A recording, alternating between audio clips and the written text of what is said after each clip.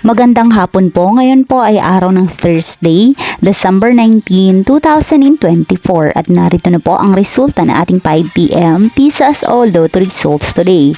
At para po sa draw natin ngayon ay ang 3D Lotto at ang 2D Lotto. At para po sa Lotto more updates, pa-subscribe na lang po sa aking channel at pahit na din ng notification bell.